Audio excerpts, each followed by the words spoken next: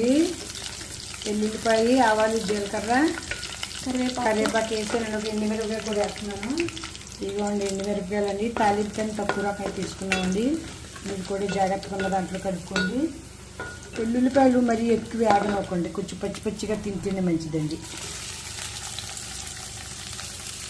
ఇలా ఇది ఏం కూర అంటారేమో. ఇదిగోండి ఈజీగా డ్యూటీకి వెళ్ళి వాళ్ళకైతే కొద్దిగా కూర పట్టుకెళ్తే మళ్ళీ తినాలనిపించే బెండకాయ, మామిడికాయ కూర వండుతున్నానండి ఇవాళ. ఇదిగోండి పచ్చిమిరపకాయలు కూడా వేస్తున్నామండి. మామిడికాయతో ఎన్ని రకాల కూరలు ఉండాలి అన్నీ లైన్ పెడదాం అనుకుంటే పెట్టానండి. ఇదిగోండి బెండకాయ ముక్కలు, ఇదిగోండి మామిడికాయ తురుము, మొత్తం ఎన్ని రోజుకు ఒక రకం వండి తిందామనేసి. వేడి అండి, సలవ కూడా అండి. మనకి లూ అంటారు చూసారండి, అంటే ఏంటి, గాలుపు దెబ్బ తిందంటారు కదండి, గాలుపు తగిలింది అంటారు కదండి. దానికి మామిడికాయ సూపర్ మందండి. మామిడికాయ తింటే ఎక్కువ తింటే మోషన్లు అవుతాయి, నేను కాదనండి. అది కాల్చి మీకు ఎవరైతే లూ తగులుతున్న వాళ్ళకి బాడీ అంతా రాసేసి దాన్ని సర్బత్ తాగించారంటే దెబ్బతో లూ తగ్గిపోతుందండి.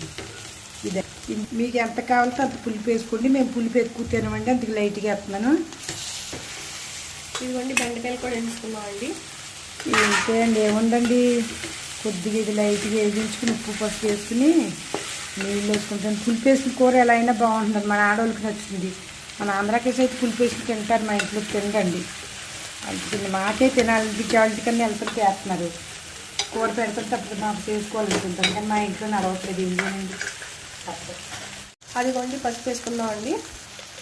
టిఫిన్ కట్టుకునే వాళ్ళకి బాగుంటుందండి, ఈజీగా అయిపోతుందండి. మామిడికాయ తురుము రాత్రి తురుముంచుకోండి, ఉల్లిపాయ తురుముంచేసుకోండి. ఎంత పొద్దున్న వేసి 2 సార్లు కడిపేసామో అయిపోయిందండి. పుల్లగా ఉన్న కూర ఎలా ఉన్నా బాగుంటుందండి. ఇదిగోండి చూసారా, ఏదైనా నూనె ఉంటే నూనె వేసుకోండి. ఎవరిలో అంటున్నారని మనం నూనె వేసుకోక్కర్లేదండి. సిమ్లో పెడితే దాని ద్వారా మగ్గుతుందండి. మనల్ని అన్నవాడు మనకు పెడతాడేంటండి, వాళ్ళు నూనె వేసుకోరు, వాళ్ళు బట్టలు కట్టుకోరు, ఎన్ని బక్కవాసండి. అలాగే ఆలకించకండి, మన స్తోమతను బట్టి మనం చేసుకోవాలి.